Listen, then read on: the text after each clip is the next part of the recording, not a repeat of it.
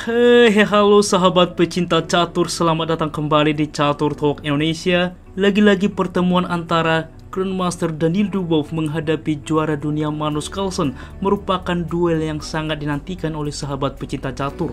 Dan inilah pertemuan terbaru pada Mr. Doji Invitational 2022 dalam kategori Pool A dengan format waktu Blitz 5 menit increment 0 detik teman-teman. Jadi tanpa increment. Bagaimana permainannya langsung saja kita simak di Catur Talk Indonesia.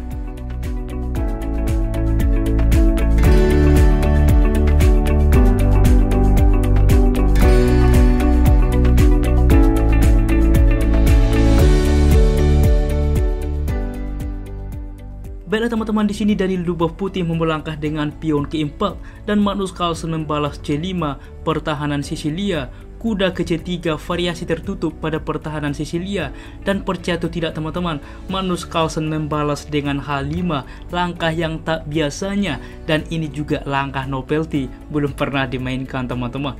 Dan balasan putih kuda untuk ke2 disarankan oleh komputer, salah satu opsi dipilih kuda ke H3 dari Daniil Dubov, pion ke6 dimana juga mensupport pion ke sentral, B3 mempersiapkan fianchetto langsung juga ke depan mengancam benteng, kuda ke C6, gajah ke B2 dan G5. Di sini juga untuk mengusir kuda ke depan. Juga kita lihat teman-teman punya risiko juga bahwa diagonal ini terbuka. Kuda ke B5 saat ini membuka gajah mengancam benteng, maka E5 menutup, gajah ke C4 juga mengancam pion ke depan. D6 saat ini membuka gajah mengancam kuda. Rokade tanpa takut teman-teman. Lihat bagaimana di sini yang harusnya apabila diusir kuda ini dapat perlindungan, tetapi rokade kemana kuda melangkah. Di sini A6 terlebih dahulu teman-teman.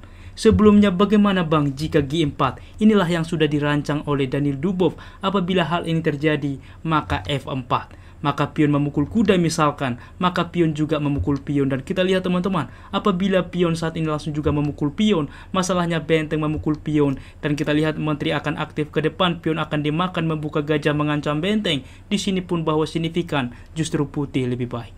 Dan tentu Magnus Carlsen mengetahui hal ini sehingga ia terlebih dahulu A6. Dan disinilah posisi kritikal. Daniil Dubov membuat langkah blunder dengan memundurkan kuda ke C3. Cukup natural, tetapi inilah pancingan Magnus Carlsen. Sebelumnya teman-teman bahwa kuda saat ini langsung juga memukul pion salah satu opsi. Apa yang harus dilakukan? Yang pertama, jika menteri menerima kuda, maka akan dibalas kuda langsung melakukan skak waktu yang sama mengancam benteng. Tentu menuang kualitas. Apabila pion memukul kuda, yang terjadi kuda juga memukul pion, memforking menteri dan juga benteng menang kualitas. Menteri ke F6 misalkan, kuda memukul benteng pertukaran, maka gajah juga langsung memukul pion dan kita lihat bagaimana ganasnya sepasang gajah ke depan. Namun rupanya teman-teman, kita kembali. Di posisi ini Daniil Dubov membuat langkah yang cukup natural dengan kuda mundur ke C3, maka langsung dieksekusi Q4. Dan ini sudah sangat jauh berbeda dengan F4 juga yang dilakukan. Karena apa? Kita lihat bahwa kuda mundur sebelumnya sudah menghalangi akses gajah, di mana pion saat ini langsung juga memukul kuda. Dan saat ini apa yang harus dilakukan teman-teman? Langkah yang cukup menarik dicoba oleh Daniil Dubov dengan gajah memukul pion skak.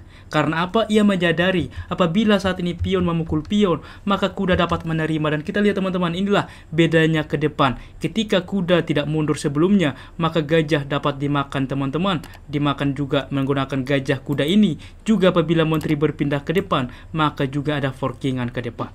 Tetapi dengan mundurnya kuda, maka ini tidak bisa terjadi. Semisal D4 diusir, maka kuda memukul gajah pertukaran. Pion memukul pion, kuda dapat ke D5, gajah ke G7, dan jelas hitam pun sangat unggul. Dan kita kembali teman-teman, dibuat sebuah taktik yang cukup menarik dari Daniil Dubov. Kita tahu bahwa Daniil Dubov merupakan pemain yang cukup agresif dengan gajah memukul pion F7 skak. Tentu raja menerima, maka pion memukul pion di sini open skak, raja ke G6, kuda ke D5, dan kita lihat di sini menteri akan aktif ke depan. Cukup banyak tempat skak yang bisa dilakukan oleh putih, maka langsung dibalas pion memukul pion, menutup terlebih dahulu akses bagi gajah. Maka menteri ke F3 juga ancaman skak, juga dua kali mengancam gajah, sehingga gajah ke 6 langkah satu-satunya mencegah, juga menambah support benteng mensupport gajah. Luar biasa teman-teman, Magnus Carlsen membaca permainan ini. Menteri ke G3 skak, maka menteri menutup memaksa pertukaran sehingga menteri memukul menteri. Raja menerima kuda ke C7, memforking juga benteng dan gajah. Gajah ke D6, maka kuda memilih gajah tempo skak. Raja ke G6, benteng ke F3 mencoba menumpuk benteng ke depan. Benteng ke E8 mengancam kuda. Benteng ke G3 skak. Raja ke F6, kuda ke G7 menyelamatkan diri juga mengancam benteng. Benteng ke F8, benteng ke F1 skak. Raja ke E7, kuda ke F5 skak, raja ke D7. Maka saat ini kita lihat apabila pion memukul pion, tentu ini tidak diinginkan oleh putih sehingga benteng terlebih dahulu memukul pion. Kuda ke G7 menawarkan juga simplifikasi karena Magnus Carlsen sudah unggul perwira. Kuda ke E3 mundur, maka benteng langsung memukul benteng skak. Raja menerima dan raja ke E6. Berlanjut C3 saat ini mendorong pion ke depan. B5 begitupun Magnus Carlsen mendorong pionnya melaju. Gajah ke C1, maka kuda ke G8 lagi-lagi bermanuver ke depan mengancam pion. G4, kuda ke F6 mengancam pion, dan saat ini D3 mensupport pion pusat dan B4 membongkar posisi teman-teman. Dan apa yang harus dilakukan oleh Daniil Dubov?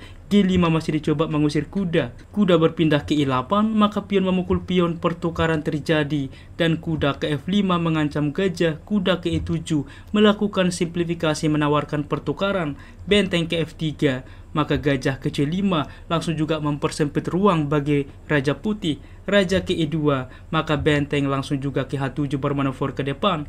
H4, benteng ke F7, kuda ke G3 saat ini, maka benteng langsung memukul benteng pertukaran dan kuda ke G7. Lagi-lagi kita lihat teman-teman, juga mensupport pion. Kuda ke E2 berlanjut, kuda ke G6 mengancam pion, raja ke G3 mensupport pion, maka raja ke D6. Apa yang harus dilakukan? Tentu posisi dari putih sudah juksuang teman-teman. Gajah ke B2 dibuat, maka kuda ke E6 untuk aktif ke depan. Gajah ke C1 karena apa? Tidak lagi langkah signifikan yang bisa dilakukan oleh Daniil Dubov. A5 saat ini, gajah ke D2, gajah ke D4, gajah ke C1. Akan tetapi setelah kuda ke C5 teman-teman mengancam pion, di sini juga Daniil Dubov menyerah karena apapun tidak bisa dibuat untuk menyelamatkan pion ini. Kita lihat kuda teman-teman tidak bisa melangkah untuk menyelamatkan pion ini. Luar biasa teman-teman, bagaimana lagi-lagi permainan pertarungan antara dua Grandmaster yang cukup hebat saat ini. Daniil Dubov menghadapi Magnus Carlsen karena setiap mereka bertemu selalu menghasilkan partai yang cukup menarik. Dan berikut adalah tingkat akurasinya.